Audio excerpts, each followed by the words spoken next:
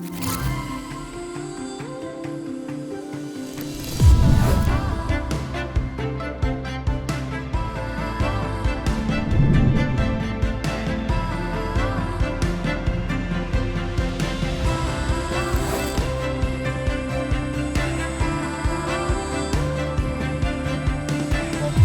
présentielle internationale de septembre 2022. Le thème général est notre mission, l'édification du corps du Christ. Nous sommes arrivés au message 7, l'Église, le corps du Christ. Lecture biblique, Éphésiens chapitre 1, versets 19 à 23. Dans le message antérieur, nous avons terminé au verset 17 et 18 d'Éphésiens chapitre 1. Pour que le Dieu de notre Seigneur Jésus-Christ, le Père de la gloire, vous donne un esprit un esprit de sagesse et de révélation, pour que vous sachiez quelle est l'espérance de votre appel, la richesse de la gloire de son héritage en nous.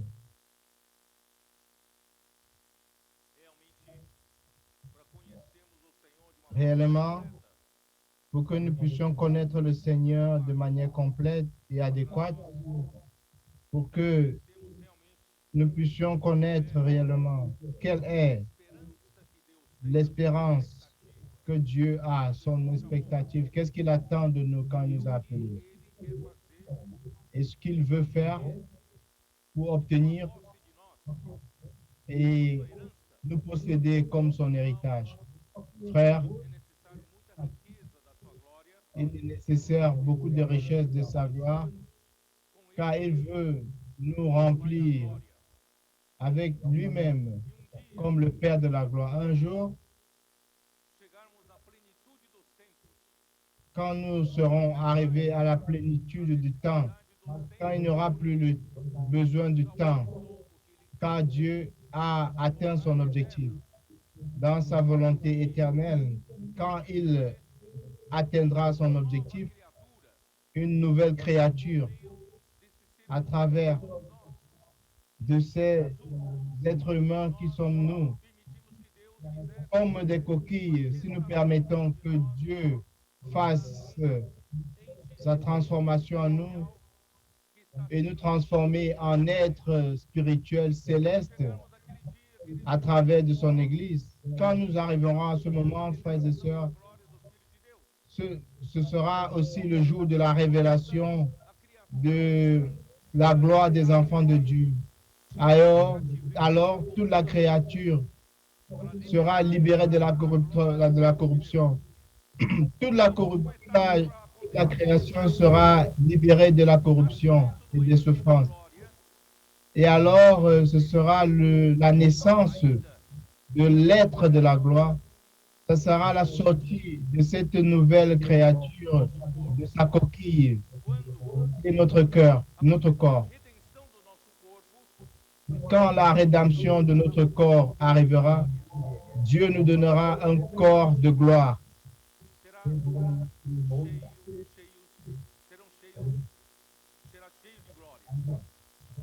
Toutes nos cellules, tous nos membres seront pleins de gloire.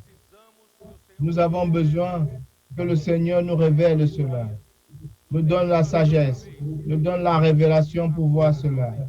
Maintenant, nous sommes entrés au verset 19, un autre verset très important. Nous allons lire ensemble. Et quelle est envers nous qui croyons l'infinie grandeur de sa puissance, se manifestant avec efficacité par la vertu de sa force.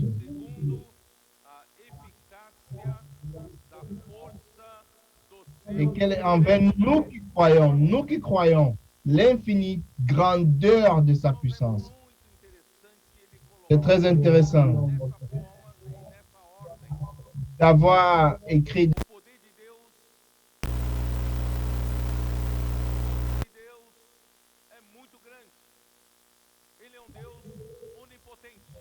c'est un Dieu omnipotent. Il peut tout. Il n'y a rien qu'il ne puisse faire. Alors, l'infinie grandeur de sa puissance, après que Christ soit mort et ressuscité, et avec la bénédiction spirituelle dans les lieux célestes de Dieu trinitaire, il nous a donné. C'est ce qui nous a été donné, c'est ce qui nous a été disponibilisé. Et nous pouvons avoir accès à cette puissance. Toi et moi, nous avons accès non pas à une fraction de cette puissance. Toi et moi, nous avons accès aujourd'hui à la totalité de la puissance de Dieu, à la suprême, à l'infinie grandeur de sa puissance envers tous ceux qui croient. Tu peux actionner dans ton esprit. Dans ton esprit, il y a un bouton. Tu peux actionner par la foi. Quand tu crois, tu actionnes la puissance de Dieu. C'est pour cela que cela fonctionne. Je peux prier pour toi. Puis-je prier pour toi? Quand tu actionnes, quand tu crois en cela, tu actionnes l'infinie grandeur de Dieu, de sa puissance. C'est pour cela que racheter les gens dans la rue, dans cette nouvelle forme que nous avons, nous sommes en train d'être immergés dans la parole prophétique, car nous croyons dans la parole et cela engendre en nous une puissance énorme. Nous sortons avec puissance pour prêcher l'évangile. Nous sortons avec puissance pour prêcher pour le colportage, parce que nous croyons. Allons-y utiliser cette puissance. Croyons dans la parole. C'est merveilleux.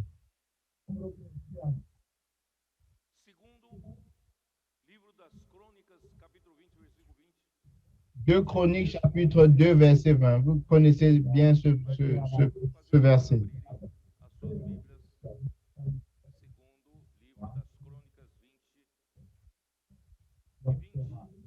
Deux Chroniques 20, 20. Deux Chroniques 20, 20.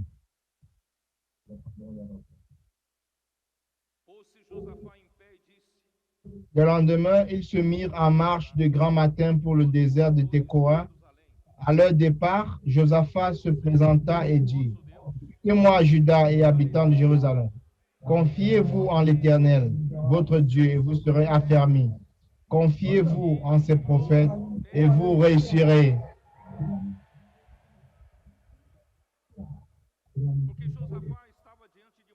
Car Josaphat était devant une guerre. Les fils de Moab, ses adversaires, et les fils d'Ammon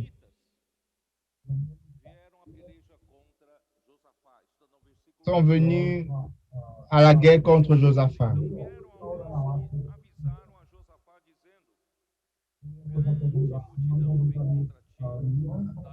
Alors, il y a eu des gens qui sont venus dire à Josaphat que nous sommes environnés, entourés par une grande force d'ennemis. Alors, Josaphat eut peur. Le verset 2, 2 Chroniques 22. Dans verset 2 et dans verset 3, dans sa frayeur, Josaphat se disposa à chercher l'Éternel et il publia un jeûne pour tout Juda. Verset 4, Juda s'assembla pour invoquer l'Éternel. Et l'on vint de toutes les villes de Juda pour chercher l'Éternel. Josaphat se présenta au milieu de l'assemblée de Juda et de Jérusalem dans la maison de l'Éternel devant le nouveau parvis. Et il dit, « Éternel, Dieu de nos pères, n'es-tu pas Dieu dans les cieux?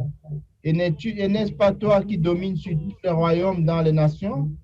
N'est-ce pas toi qui as en main la force et la puissance et qui nul ne peut résister? »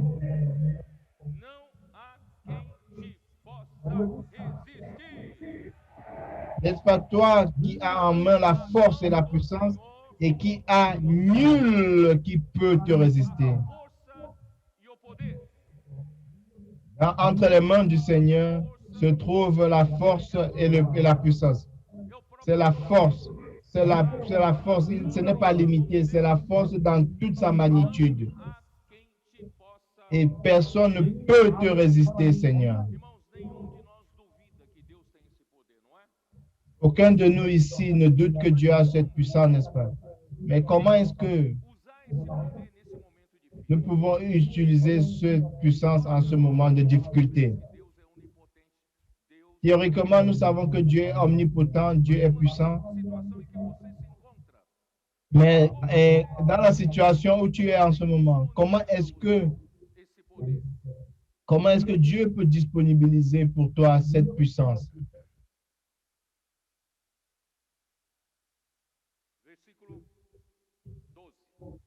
Verset 12. Oh Seigneur Dieu, oh notre Dieu, n'exerceras-tu pas tes jugements sur eux? Car nous sommes sans force devant cette multitude nombreuse qui s'avance contre nous. Et nous ne savons que faire, mais nos yeux sont sur toi. Nous savons que faire, mais nos yeux sont sur toi.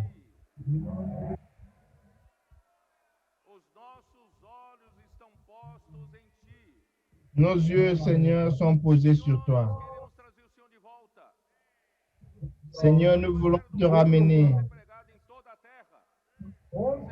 Nous voulons que tu reviennes. Nous voulons que ton évangile soit prêché dans toute la terre. Mais nous n'avons pas la force pour cela. Mais nos yeux sont posés sur toi, Seigneur.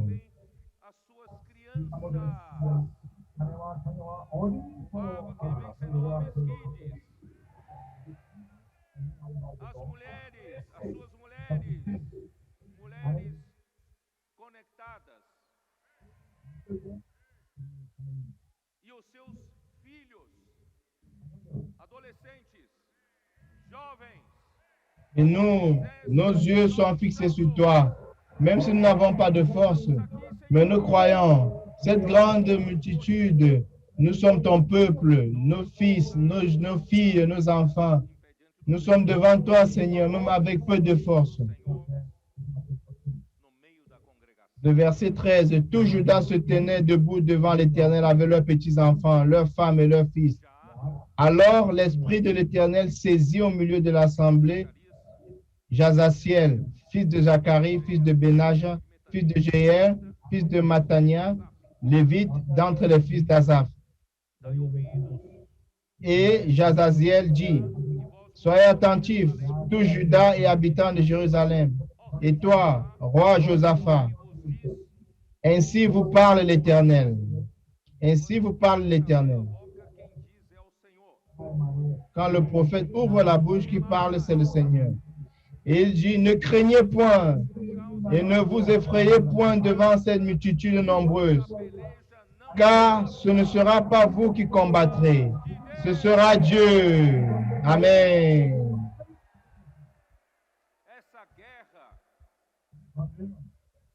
Cette guerre dans laquelle nous sommes impliqués n'est pas notre guerre. Cette lutte est de Dieu. Verset 16, demain descendrez contre eux.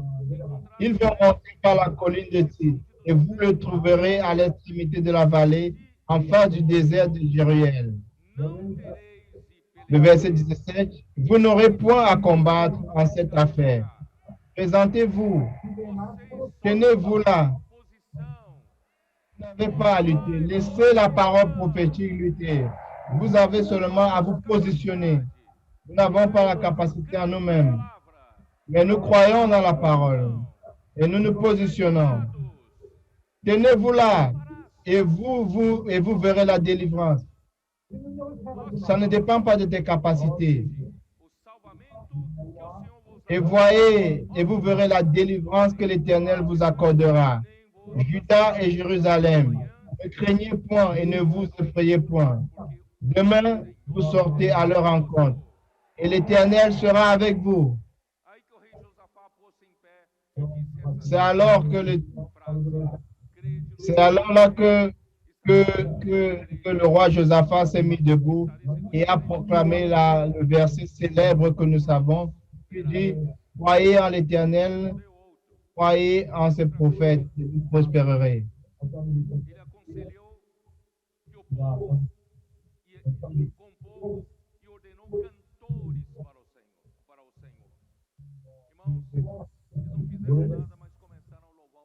Le verset 18, Josaphat s'inclina le visage contre terre et tout Juda et les habitants de Jérusalem tombaient devant l'Éternel pour se prosterner en sa présence. Les Lévites d'entre les fils des Kéatites et d'entre les fils des Kohérites se levèrent pour célébrer d'une voix forte pour l'Éternel, le Dieu d'Israël. Pardon, le verset 21. Puis, d'accord avec le peuple, il nomma des chantres qui, revêtus d'ornements sacrés et marchant devant l'armée, célébraient l'Éternel et disaient, louez l'Éternel car sa miséricorde durera toujours. Au moment où l'on commençait les chants et les louanges, l'Éternel plaça une embuscade contre les fils d'Ammon et de Moab et ceux de la montagne de Séir qui étaient venus contre Juda, et ils furent battus. Les fils d'Ammon et de Moab se jetèrent sur les habitants de la montagne de Séir pour les dévouer par interdire les extrémités. Et quand ils se eurent fini avec les habitants de Séir, ils cédèrent les uns les autres à se détruire. Lorsque Judas fut arrivé sur la hauteur d'où l'on apercevait le désert, il regardait du côté de la multitude et voici, c'étaient des cadavres étendus à terre et personne n'avait échappé. Vous avez compris qu'il suffit de croire. Le verset 25, Josaphat et son peuple allèrent prendre leurs dépouilles. Ils trouvaient parmi les cadavres d'abondantes richesses et des objets précieux. Tu n'as pas à être fort, mon frère. Tu n'as pas. C'est le Seigneur qui est fort. Tu n'as pas à être fort. Et ils enlevaient tant qu'ils ne purent tout emporter. Ils mirent 3 jours au pillage du butin, car ils étaient considérables. 2 Thessaloniciens, chapitre 2, verset 18.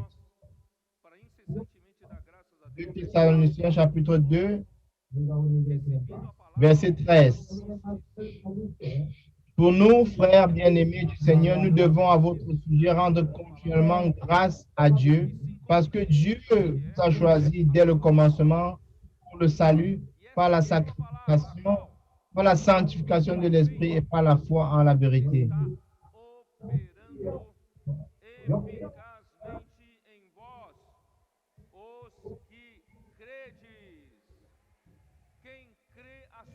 Pardon, 1 Thessaloniciens chapitre 2, verset 13.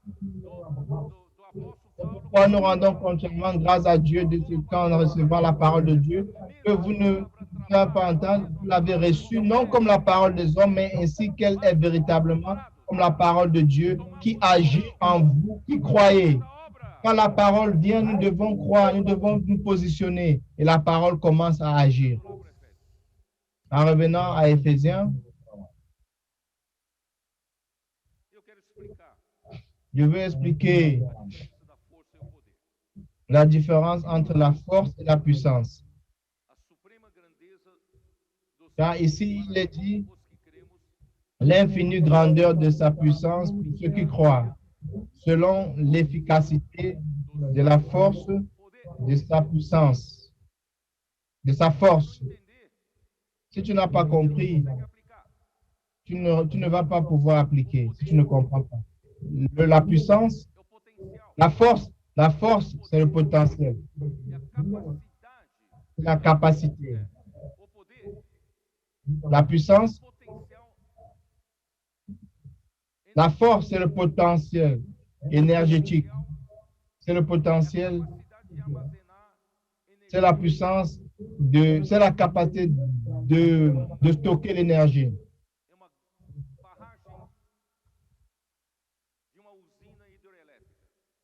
L'exemple d'un barrage hydroélectrique,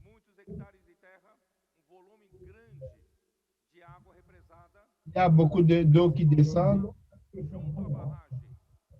et à côté du barrage, il y a la plus grande hauteur au niveau du barrage où il y aura la chute d'eau. la colonne d'eau, la, la hauteur de l'eau stockée représente la force, représente la force. L'eau, cada mètre linéaire d'auteur, exerce une pression de 1 tonne de mètre carré de force. Imagine 100 mètres de colonne d'eau. C'est 5 tonnes de mètres cubes d'eau, de force. C'est ça la force. La force du barrage, c'est ça. Mais cette force du barrage n'arrive pas encore à t'aider dans ta maison.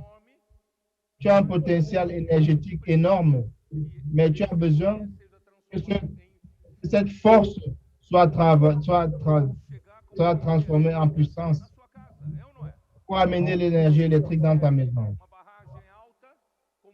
À quoi ça sert un barrage très haut avec beaucoup d'énergie emmagasinée qui ne peut pas être transformé en puissance? Donc, dans ce barrage, nous avons une usine hydroélectrique qui utilise une colonne d'eau. Cela gère la pression, cela génère la pression et il commence à tourner les turbines, les générateurs et commence à engendrer l'énergie électrique.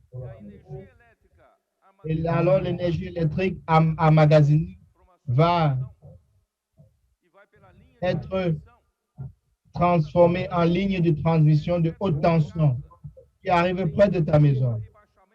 Et il y a des stations qui vont réduire la haute tension qui va arriver au niveau de celui qui va consommer finalement. Et quand ça entre dans ta maison, ça fait marcher le ventilateur, le frigo, la télévision et toutes les choses. Donc nous voyons que la puissance de l'énergie électrique qui a été stockée a été transformée en force que tu utilises pour travailler au quotidien.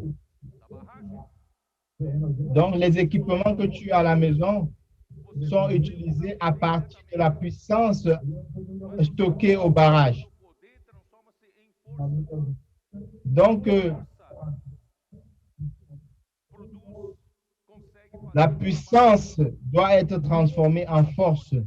Et la force réalise l'opération, réalise le travail. La puissance est le potentiel énergétique, mais elle est transformée en force pour exécuter le travail. Tu as une voiture. Les frères aiment les voitures, n'est-ce pas? Vous avez la voiture? Où est la puissance de la voiture? Dans son moteur. Le moteur, quelle est la puissance de ton moteur? 100 chevaux, 150 chevaux. Les voitures de 200 chevaux. C'est quoi une maison de 200 chevaux? C'est la puissance de ce moteur. Mais cette puissance va travailler. Si tu prends ce moteur, tu mets au-dessus d'un morceau de bois, ça ne fait rien du tout. Ça ne fait rien. Cette puissance, Seigneur Jésus,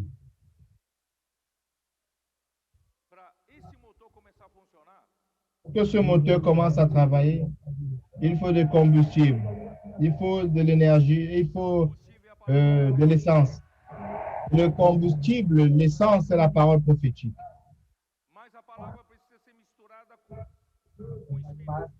Mais la parole doit être mélangée à l'esprit. Le combustible doit être mélangé avec l'air. Le combustible plus l'air injecté dans la chambre de combustion. Et ça, les frères ne savent même pas c'est quoi la chambre de combustion. Tu mélanges l'air avec l'essence, l'alcool à l'intérieur du cylindre. Ta voiture a combien de cylindres? 4 cylindres. Généralement, ce sont 4 cylindres. Il y a des voitures de 3 cylindres ou de 6 cylindres. Les V8, V10. Donc, quand l'essence est injectée dans la chambre de combustion avec l'air, quand le piston pressionne ce mélange de combustible avec l'air jusqu'au son maximum, ça arrive au point de compression. Si c'était donc quand ça arrive à la chambre de combustion, la pression est maximale et si c'est à gasoil ou à l'essence, alors le piston est actionné et ça donne l'explosion. Et il y a l'autre cylindre qui va et l'autre piston. Et c'est comme ça que l'axe va tourner et ça fait tourner le moteur. Mais tu as besoin d'utiliser cette force. Et ça, alors vient la boîte de transmission et la boîte à vitesse. Dans la vitesse, tu donnes la première vitesse, en première, en deuxième, une voiture automatique. Tu arrives à transformer la puissance en force, la force sur les roues pour amener la voiture à réaliser un travail. Je vais à la boutique, je vais à la boulangerie, donc j'utilise la voiture pour réaliser mon travail. C'est ce qui se passe dans le Seigneur. La parole prophétique, c'est notre combustible, c'est l'essence. Et nous vivons en esprit toute la journée. Les colporteurs vivent de cette façon, les sérapistes vivent de cette façon. Vivent dans l'esprit toute la journée. Ils sont obligés à vivre tout le temps dans l'esprit. Sinon, leur tâche ne sera pas exécutée. En tout temps, dans l'immersion de la parole, en exercitant l'esprit. C'est la véritable vie de l'Église. C'est pour cela que les colporteurs ont l'opportunité d'être des vainqueurs plus rapidement que nous. Mais nous pouvons transporter la vie des colporteurs dans l'Église, dans la vie normale de l'Église. Toi qui as un travail séculaire, tu peux aussi faire cela à ton travail. Peut-être tu n'as pas tout le temps, mais le temps que tu as, tu peux faire une immersion dans la parole, vivre dans l'esprit, en injectant le combustible avec l'esprit pour exécuter le travail. Prêcher l'évangile, puis prier pour toi, faire le comportage d'heure, dans une heure, amener les gens à qui tu as prêché la parole dans les réseaux de soins. Dans l'Église, nous pouvons exécuter ce travail. Frère, tout cela, c'est pas la force. La force, l'efficace, tout cela par l'efficacité de la force de sa puissance. En Deutéronome chapitre 8, on nous montre quelque chose de merveilleux. La bonne terre de Canaan était une terre très riche. Il y avait un trésor sous la terre, c'était un manancial, une nappe phréatique, pleine d'eau, une nappe phréatique infinie. Et cela représentait notre Dieu, notre Père, qui est plein de richesses, plein de puissance, Mais ce potentiel est sous la terre. Et l'homme vivait à la superficie de la terre. Il n'arrivait pas à utiliser cette énergie, cette puissance. Mais grâce au Seigneur, un jour le Seigneur Jésus est venu sur la terre. Il a fait un canal de lien entre la profondeur et la superficie. Il est venu sur la terre, il est devenu une source sur la terre. Et il fait jaillir Dieu sur la terre. Et il fait jaillir la vie, la richesse de Dieu sur cette terre. Mais il a vécu il y a 2000 ans. Et nous sommes nés hors du temps. Mais grâce au Seigneur, par sa mort et sa résurrection, il est devenu l'Esprit. Et cet Esprit est en train de fluir, de jaillir, de couler comme un fleuve d'eau vive. Comme le Seigneur Jésus a dit dans Jean chapitre 7, verset 37, qui peut dire cela de cœur? Le dernier jour, le grand jour de la fête, le Seigneur s'est levé et il dit, Si quelqu'un a soif, qu'il vienne à moi et qu'il boive, car celui qui boira de cette eau, de son intérieur coulera une eau d'eau vive. Il disait cela par rapport à l'esprit qu'ils recevront quand ils croiront, car l'esprit n'avait pas encore été donné, car il n'avait pas encore été glorifié.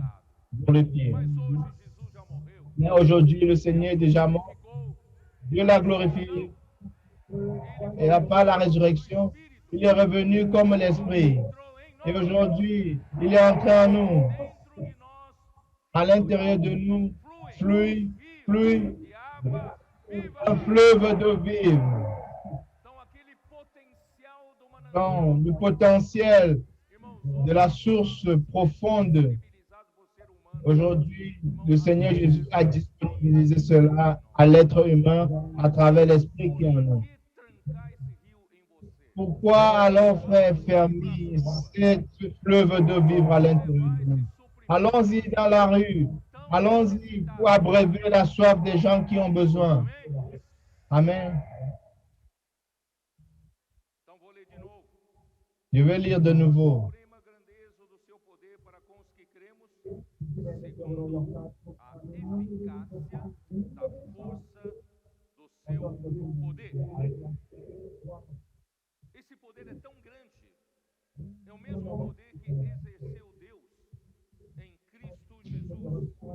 Et quelle est envers nous qui croyons l'infinie grandeur de sa puissance se manifestant avec efficacité par la vertu de sa force.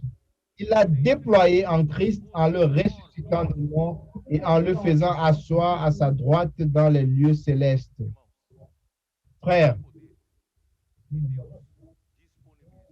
cette puissance que Dieu t'a disponibilisée, il suffit de tourner la clé de la foi et tu auras accès à cette puissance. Cette puissance est tellement grande. C'est avec cette force que Dieu a ressuscité Jésus d'entre les morts. La résurrection n'était pas dans la culture humaine. Aucun homme croit à la résurrection. La ressuscitation d'un patient, un médecin arrive peut-être à faire quelque chose. Il y a un arrêt cardiaque rapidement et après il ressuscite, il revient. Mais personne ne revient après 3 jours de mort. Les disciples réellement ne croyaient pas. Le Seigneur, les femmes qui aimaient tellement le Seigneur, ils l'aimaient tellement au point où elles sont allées désespérément au tombeau. Mais elles ne croyaient pas aussi. Elles sont allées pour embaumer le corps du Seigneur. Frère, mais le Seigneur a utilisé cette puissance. Il a ressuscité Jésus d'entre les morts. C'est ça la puissance. Cette puissance est à ta disposition.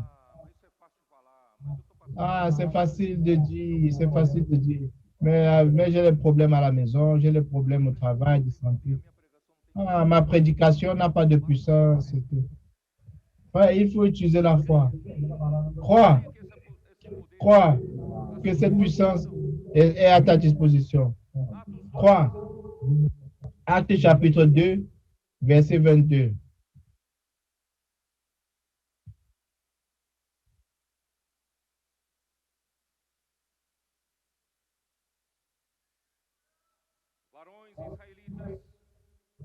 Hommes israélites, écoutez ces paroles.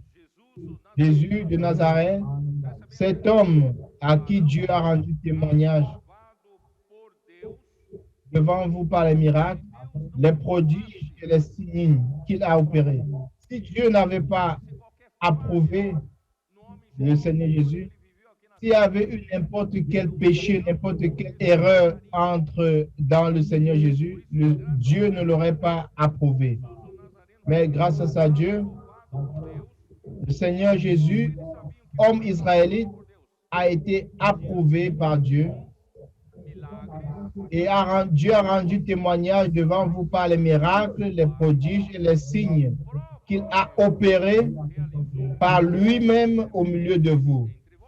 Dieu même a réalisé ces signaux à travers Jésus au milieu de vous, comme vous-même vous le savez.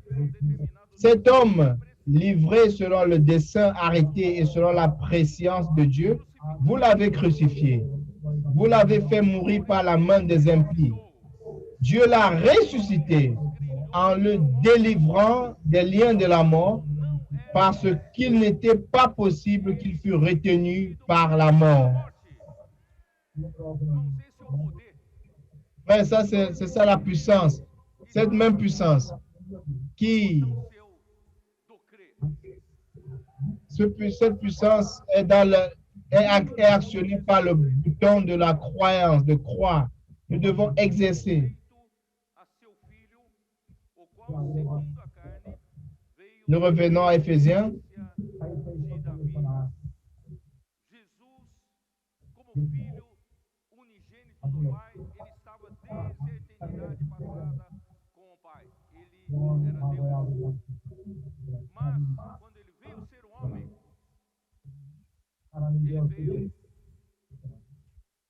Jésus était le Fils de Dieu depuis l'éternité. Mais quand il est devenu homme par la descendante de David. Et cet homme avait besoin d'être approuvé par Dieu. Il avait besoin d'être admis par Dieu comme fils,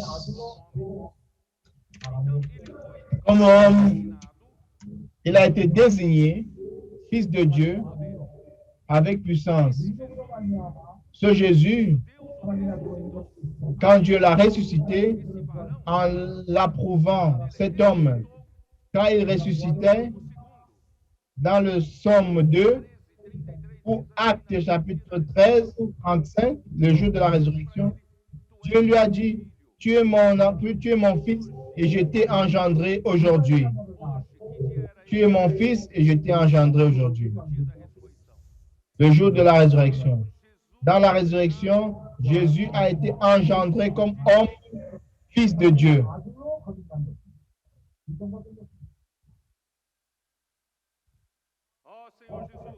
Oh Seigneur Jésus.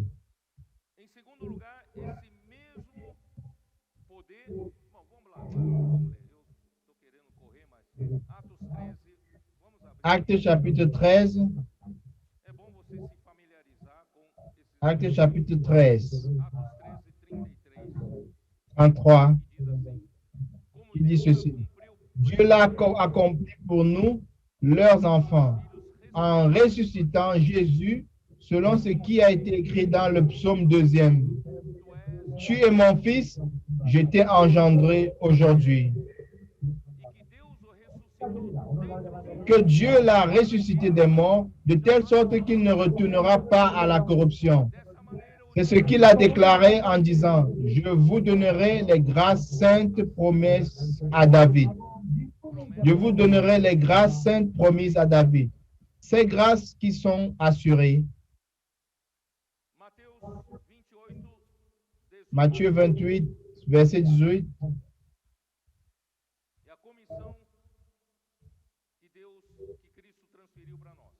La commission que Christ nous a donnée.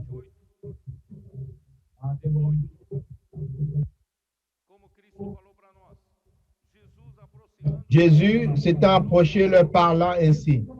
Tout pouvoir m'a été donné dans le ciel et sur la terre.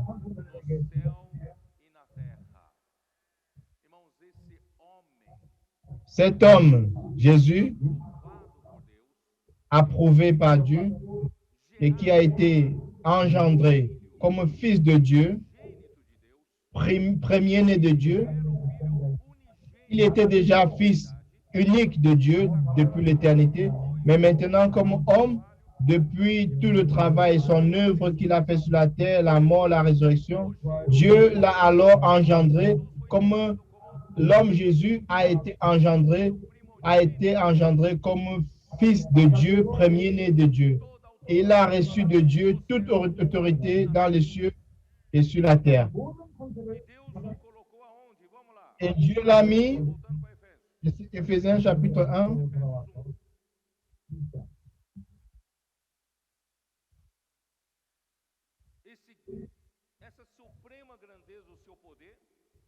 cette infinie grandeur de sa puissance qui a ressuscité Jésus d'entre les morts est, est encore capable non seulement de ressusciter. Jésus n'a pas été ressuscité et fini et c'est fini. Non. Jésus a été ressuscité, mais avec cette puissance, il a été enlevé jusqu'aux hauteurs, jusqu'au ciel, au point le plus élevé de l'univers, dans la région céleste, de point le plus élevé de cet univers. Il a déployé en Christ en le ressuscitant des morts et en le faisant asseoir à sa droite dans les lieux célestes. Verset 20. Ici, ça n'a rien à voir avec la politique de la droite et la droite et de la gauche. Notre Seigneur Jésus a été avec cette grande puissance, a été ressuscité d'entre les morts, il a été élevé, son ascension ascendu au point le plus élevé de l'univers, dans les lieux célestes, plus que cela. Il s'est trouvé à la droite de Dieu. Cela veut dire, qu'est-ce que ça veut dire être à la droite de Dieu? La droite de Dieu veut dire l'endroit le plus grand honneur. Le plus grand honneur. Dieu l'a honoré, son Fils engendré, comme son Fils unique depuis l'éternité, et maintenant comme son premier Fils, homme engendré, il lui a donné l'endroit de prestige, l'endroit d'honneur, où il a reçu toute autorité déléguée de Dieu. Dieu lui a délégué toute son autorité en le mettant à sa droite. C'est pour cela qu'il est venu. C'est pour cela que dans Matthieu 28, il dit toute autorité m'a été donnée. Jésus est assis dans les lieux célestes, à la droite de Dieu. Cet endroit céleste n'est pas seulement un endroit physique, non. C'est un environnement céleste, c'est une sphère, c'est une dimension, la dimension céleste, la dimension de l'éternité. Et aussi dans la nature céleste. C'est difficile d'expliquer avec nos paroles humaines, dans le monde cartésien.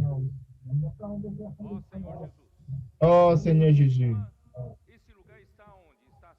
Cet endroit est au-dessus, dont il a mis au-dessus le verset 21, Éphésiens 1, 21, au-dessus de toute domination, de toute autorité, de toute puissance, de toute dignité et de tout nom qui se peut nommer, non seulement dans le siècle présent, mais encore dans le siècle à venir.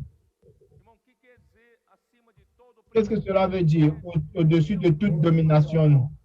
C'est quoi les dominations, les principautés? Dans notre langue, dans notre langage, les principautés, ça veut dire celui qui a la dignité d'un prince, dont son gouvernement abrange tout le territoire où il est à la domination. Dans les anges, le Seigneur a été mis au-dessus des anges, au-dessus des êtres angéliques. Comme son territoire, ils sont les princes. Le Seigneur est au-dessus de tous les princes, même les anges déchus, les anges qui sont fidèles au Seigneur. Il lui a donné la puissance sur les potestés, sur les principaux, sur les autorités.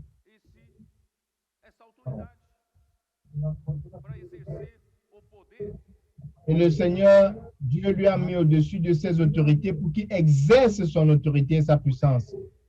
La puissance exercée par celui qui a l'autorité. Et la domination, c'est la suprématie de gouverner par la puissance. Et tout nom qui se peut prononcer, non seulement dans les siècles présents, mais encore dans les siècles à venir. Je dis tous les noms, les fameux, tous les noms, Même ceux qui sont haut nommés, toutes ces choses-là sont subjuguées au Seigneur. Cristo ascender muito acima de todo principado e de toda autoridade. Donc, Christ a été élevé au-dessus de toute domination, de toute autorité, de toute puissance. Il n'y a rien, rien, rien qui ne soit pas au-dessus de son pied. Podemos ficar tranquilos. Pour cela, nous pouvons être tranquilles. Personne ne commande plus dans cet univers que le Seigneur Jésus-Christ. Tu vas à la guerre dans la rue, tu vas rencontrer des oppositions, Você vai encontrar dificuldades. tu vas avoir des difficultés. Satanás, com seus anjos, Satan, avec ses anges déchus, ses démons, vont travailler contre toi, vont lever des situations. Mais frères et sœurs, nous n'avons peur de rien. se assustem. Ne soyez pas, ne craignez rien. Nous avons Christ Está acima de qui est au-dessus de toute domination, de toute autorité, de toute puissance, de toute dignité. não poderão te fazer mal. Ils ne peuvent pas, ces oppositions ne peuvent pas te faire mal. Nos últimos anos, Ces derniers jours, luta de quelques moments de lutte, de guerre, je me suis rendu compte qu'il y a beaucoup de luttes spirituelles au milieu de nous, beaucoup de choses qui se passent dans ma vie, voulant m'intimider. Mais je suis sûr en qui j'ai cru. Je sais en qui j'ai cru. Il est au-dessus, au-dessus de toute autorité, de toute puissance, de toute domination. C'est pour cela que je dis dans les messages passés, ne vous inquiétez pas, ne vous effrayez pas. ele manda, ele tem Dieu, il commande, il a envoyé plusieurs anges pour chacun d'entre nous. Vocês sabem que Deus tem milíades e milíades de anjos, Vous savez que Dieu a des myriades d'anges, des dizaines de milliers, de centaines de milliers d'anges, beaucoup d'anges, beaucoup d'anges. mandou alguns para guardar você. Il a envoyé certains pour te garder. Ces anges sont au-dessus, sont autour de toi. Eles Ils protegem accampent você, autour de toi pour te protéger. porque Cristo está acima Car de Christ est au-dessus de toute principauté, de toute autorité, de toute domination, de toute puissance. tudo que o Senhor. Personne ne parle plus haut que le Seigneur. C'est pour cela, vous pouvez aller à la rue avec courage, n'ayez pas peur. Reportagem. Vous pouvez faire le colportage Cuidado na igreja. et amener les frères sauvés pour être pris soin dans l'église. Nous allons amener le Seigneur de retour. Nous allons faire que le Seigneur revienne vite.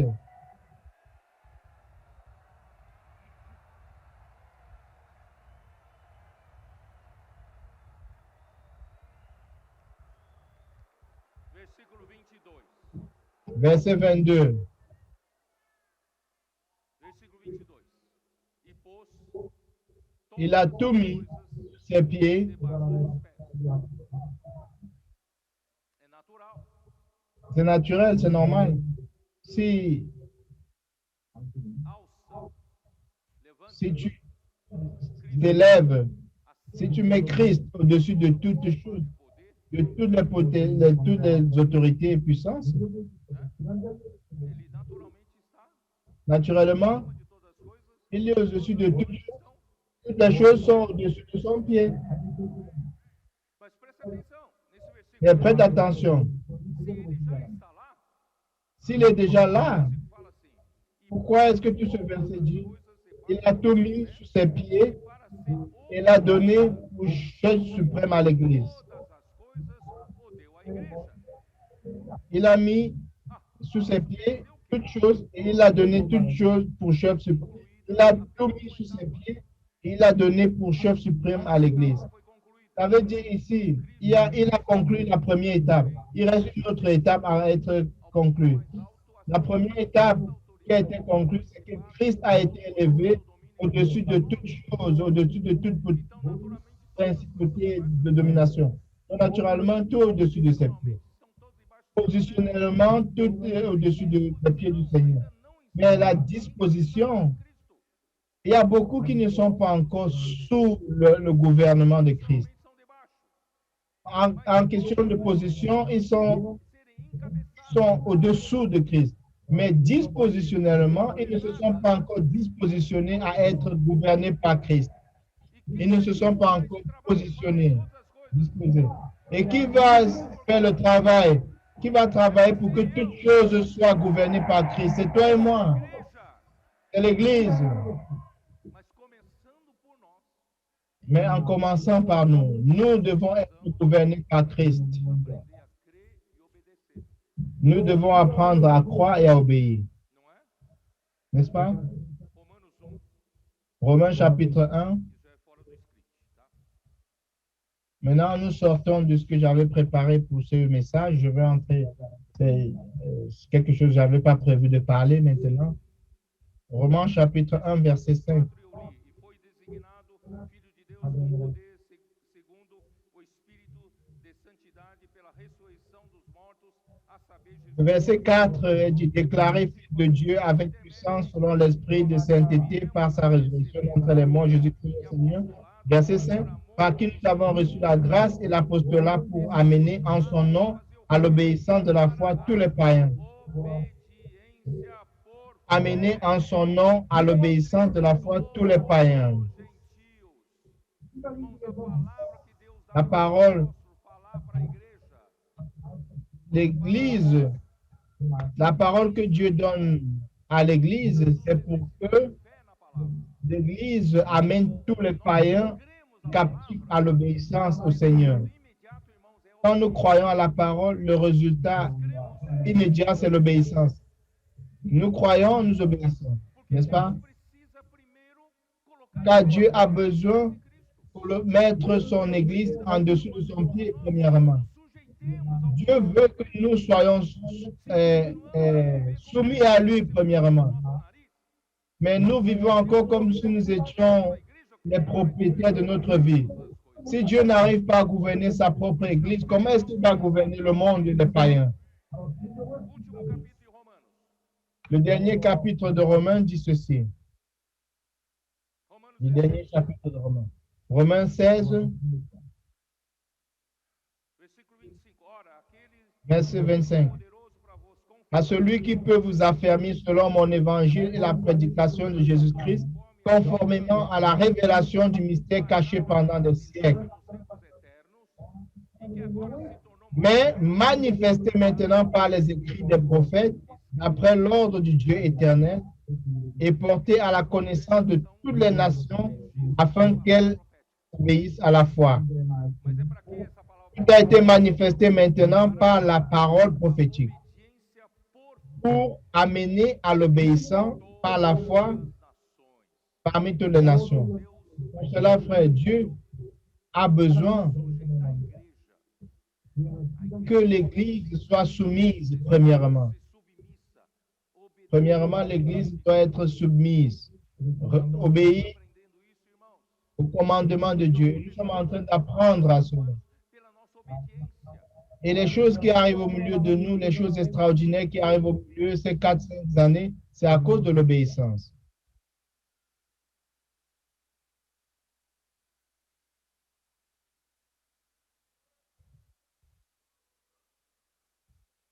Versículo 3. Porque embora andando na carne, Paulo diz a 2 respeito Corinthiens chapitre 10, verset 3. não lutamos segundo a carne. Nós vivemos na carne, mas nós não Si nous marchons dans la chair, nous ne combattons pas selon la chair. lutamos a nível da carne, não Nous ne sommes pas des frères qui luttent au niveau de la chair.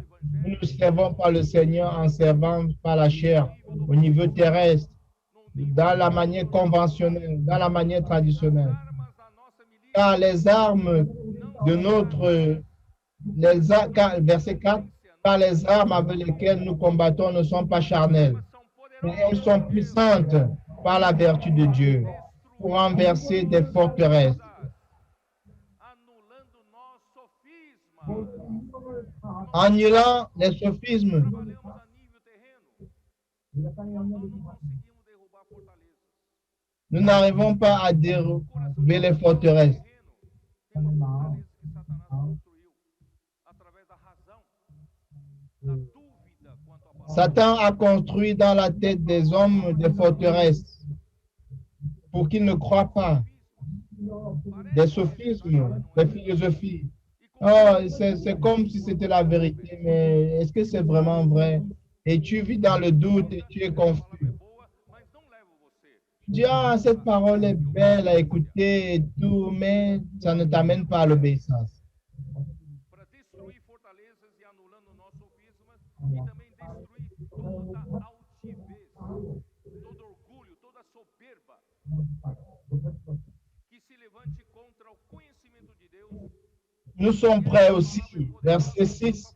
Verset 5, nous renversons les raisonnements et toute hauteur qui s'élève contre les connaissances de Dieu et nous amenons toute pensée captive à l'obéissance de Christ. A palavra profética faz você La parole prophétique a sua mente t'amène, se levar amène ta pensée de Cristo. à l'obéissance de Christ. E estando prontos para punir toda Et le verset 6, nous sommes prêts aussi à punir toute désobéissance lorsque votre obéissance sera complète. precisa primeiro L'obéissance, l'Église, premièrement, doit se soumettre.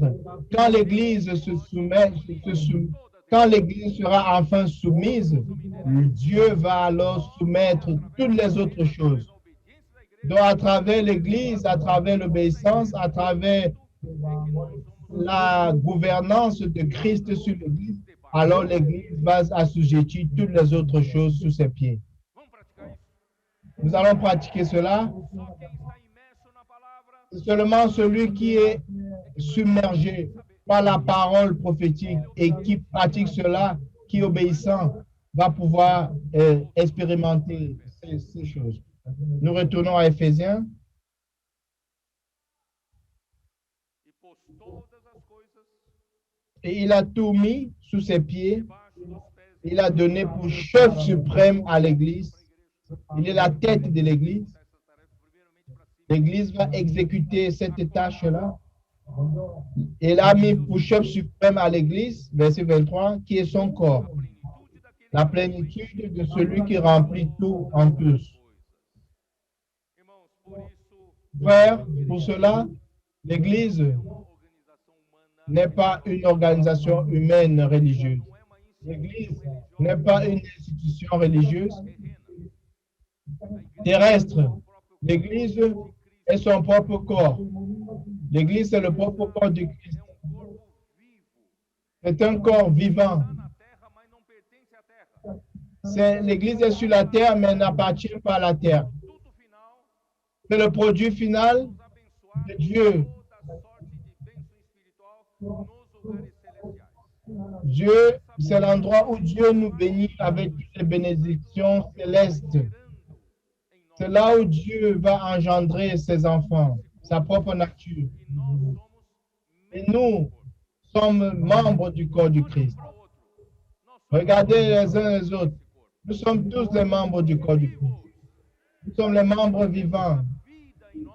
Nous avons la vie en nous Temos o sangue et nous avons le sang correndo dans ce corps qui circule au milieu de nous, pula. qui nous lie les uns les autres, qui nous rend un seul corps, qui nous édifie. Lugar que nós vamos, irmãos, quanto Partout où nous allons, palavra, mais obediência profética. plus nous sommes immergés dans la parole, plus nous sommes un, plus nous sommes soumis. Não se sente estranhos. Partout où nous allons, nous rencontrons les frères, nous nous sentons à la maison. Nous ne nous sentons pas étrangers. Aujourd'hui, si je vais à Bahia, je me sens à la maison. Se eu for para Sergipe, Si je vais à Sergipe, je me sens à la maison. eu fui para Colômbia, Si je vais à Colombia, je me sens à la maison. nós somos para Equador. Nous sommes allés à Équateur. À l'Équateur, nous nous sommes sentis à la maison. Somos corpo. Pourquoi? Parce que nous sommes un corps. Não há rivalidade entre Il nós. n'y a pas de rivalité entre nous. Não estamos competindo entre nós. Nous ne sommes pas en train de compétir les uns contre les autres. Como corpo Nous de sommes en train d'édifier l'Église comme le corps de Christ. membros vivos desse Et nous sommes les membres vivants de ce corps. palavra por Et la communion dans la parole à partir de ces apôtres promeut cette circulation de sang à travers la parole. La parole prophétique est le combustible pour que le sang puisse circuler au milieu de nous. Et cela promeut la communion avec l'apôtre. Jean dit, or, eu tenho vos compartilhado a palavra da vida, je vous ai partagé la parole de la vie pour que vous soyez un avec nous, les apôtres. Or, notre communion est avec le Père, avec son Fils. circulando o sangue, circula entre nós, vem do coração que bate, vem da cabeça, né? Então, irmãos, graças a Le Deus, sang du Christ circule au milieu de nous. La même vie qui circule en Christ circule entre chacun d'entre nous dans son corps. toda benção, né? Efésios 4, vamos lá, vamos rapidinho. Éphésiens chapitre 4, Versículo 11. Éphésiens chapitre 4, verset 11. Concedeu uns Et il a donné les uns comme apôtres, aos les autres comme prophètes, outros para evangelistas e les autres comme évangélistes, comme pasteurs et maîtres. irmãos, para esses Ce n'est pas pour que ceux-ci darem do seu privilégio na igreja, jouissent de leur privilège dans l'Église. esses gostarem do seu poder, Ce n'est pas pour qu'ils aiment leur puissance qu'ils exercent sur les autres. Non. foram dados pelo Senhor é para aperfeiçoar. Il a été donné au Seigneur pour perfectionner, pour le perfectionnement des saints en vue de l'œuvre du ministère et de l'édification du corps du Christ, jusqu'à ce que nous soyons tous parvenus à l'unité de la foi. Quelle est l'œuvre du ministère? Qu'est-ce que tu es en train de faire? Quelle est ton œuvre? Você tem que saber Tu dois savoir que l'œuvre é du ministère a pour but l'édification du corps du Christ. nós todos estamos fazendo essa mesma obra. Nous sommes en train de faire la même œuvre. Competição entre nós. C'est pour cela qu'il n'y a pas de compétition entre nous. E esse processo vai nos levar para a unidade, versículo 13. Ce processus va nous amener à l'unité. Verset 13, jusqu'à ce que nous soyons tous parvenus à l'unité de la foi et de la connaissance du Fils de Dieu, à l'état d'homme fait à la mesure de la stature parfaite de Christ. Éphésiens 4, 13. Vamos falar na outra mensagem da noite. Je vais parler la parole plénitude, nous allons parler aujourd'hui dans le message de la nuit. Versículo 15. Le verset 15 dit, Mas seguindo a verdade, mais que professant la vérité dans l'amour, nous croissions à tous égards en celui qui est le chef, Christ. e todos vemos a crescer a partir de Cristo. Nous sommes tous les membres, nous sommes tous membres. Et chaque membre doit croître. Et nous allons croître à partir de Christ.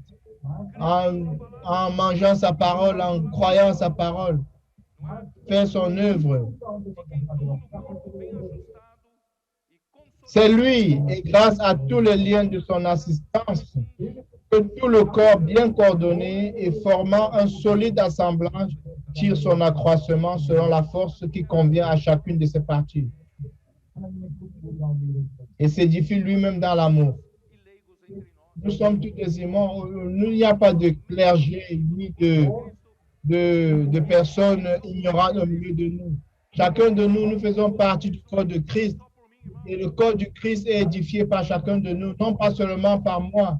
Chaque partie doit faire sa partie. Chaque membre doit faire sa part.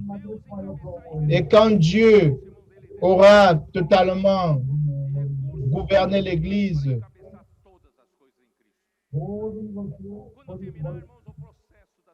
quand il aura terminé le processus de gouvernement de l'Église, Éphésiens chapitre 5, verset 25, Marie, aimez vos femmes comme Christ a aimé l'Église et s'est livré lui-même pour elle, afin de la sanctifier par la parole, après l'avoir purifiée par le baptême d'eau, la purifier par la parole. 27, afin de faire paraître devant lui cette Église glorieuse, sans tache, ni ride, ni rien de semblable, mais sainte et irrépréhensible. Frère, Dieu va faire cela à partir de Christ dans son Église. Et alors, il aura l'autorité de faire en sorte que Christ puisse gouverner toutes les nations. Cette Église glorieuse, un jour, va s'unir à Christ comme sa fiancée. Apocalypse 19. Apocalypse 19, verset 7. Réjouissons-nous et soyons dans l'allégresse. Donnons-lui gloire car les noces de l'agneau sont venues et son épouse s'est préparée. pela fé e Son obediência épouse s'est préparée. e o amor, Par la foi et l'obéissance et l'amour, Senhor, cette fiancée, cette épouse s'est préparée. lhe foi dado vestir-se de linho fino, Verset 8, il lui a été donné de se revêtir d'un fin lin éclatant pur, car le fin lin, ce sont les œuvres de justice des saints. bem-aventurado Et l'ange me dit, écrit, heureux ceux qui sont appelés au festin des noces de l'agneau. do Cordeiro. E acrescentou: são essas as Il me dit, ces paroles sont les véritables paroles de Dieu. Qui a été invité à cette fête de mariage? não serão todos os crentes, Amen. Ce ne seront pas tous les chrétiens, serão somente esses seulement ceux qui aujourd'hui que ser se encabeçados disposent à être gouvernés par Christ.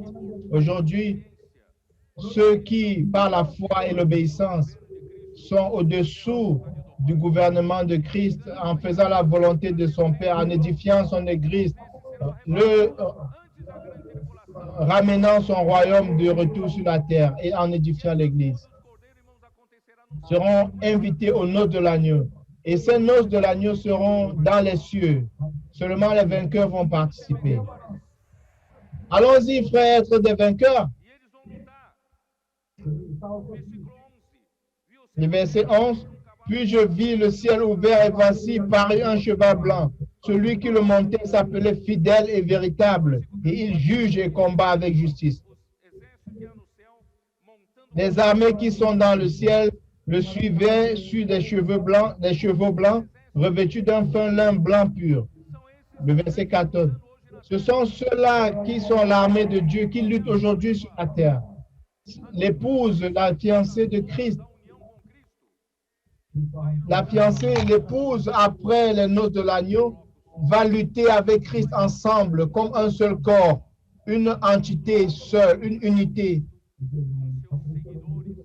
Et nous serons avec Christ et ses disciples, et nous allons vaincre, nous allons dérouter la statue de Nabucodonosor, cette statue que l'Empire romain a construite. Cette idolâtrie que les hommes font aujourd'hui va tomber. Ça sera seulement de la paille et les vents vont souffler et vont amener tout à la destruction. Mais ce rocher qui est l'Église que Christ est en train d'édifier sera une grande montagne. Et après le royaume millénaire, Satan sera libéré pour quelques ans. Pour quelque temps, Apocalypse 19.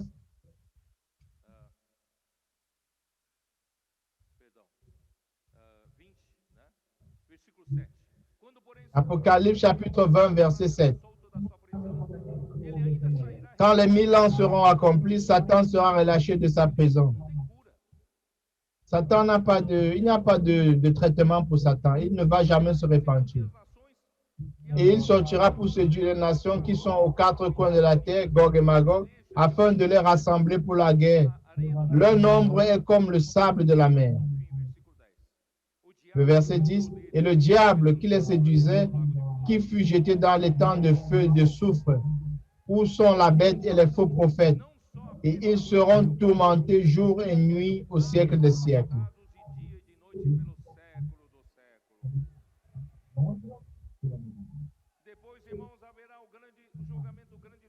Puis je vis un grand trône blanc et celui qui était assis dessus.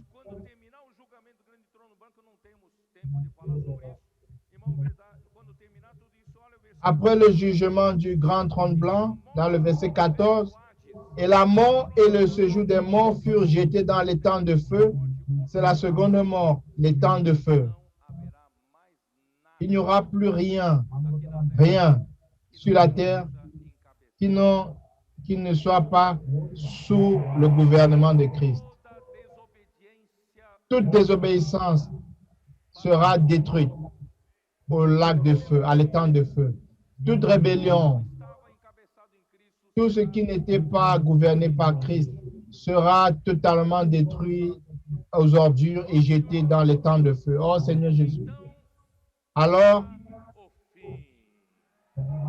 viendra la fin. la plénitude de temps. 1 Corinthiens chapitre 15. Nous allons terminer ici. 1 Corinthiens chapitre 15, verset 24. Alors viendra la fin. Ensuite viendra la fin quand il remettra le royaume à celui qui est Dieu et Père, après avoir détruit toute domination, toute autorité et toute puissance. Car il faut qu'il règne jusqu'à ce qu'il ait mis tous les ennemis sous ses pieds. Vous savez c'est que le dernier ennemi, le verset 26, le dernier ennemi qui sera détruit, c'est la mort. Alors, le péché a été anéanti. Satan a été affaire. Ces anges déchus seront détruits. Été déjà détruits.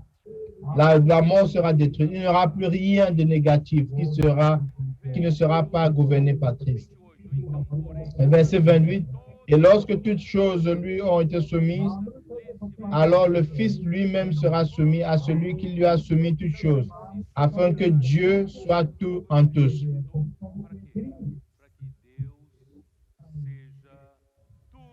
Tous. Merveilleux. Ça, c'est ton destin. C'est ce qui t'attend. Ça vaut la peine aujourd'hui lutter pour ce royaume. Ça vaut la peine aujourd'hui lutter pour que l'Église soit gouvernée par Christ et en Christ. Lutter pour le royaume du royaume, pour l'évangile du royaume. Nous allons amener le Seigneur de retour. Nous allons ramener le Seigneur. Amen. Seigneur Jésus, Amen.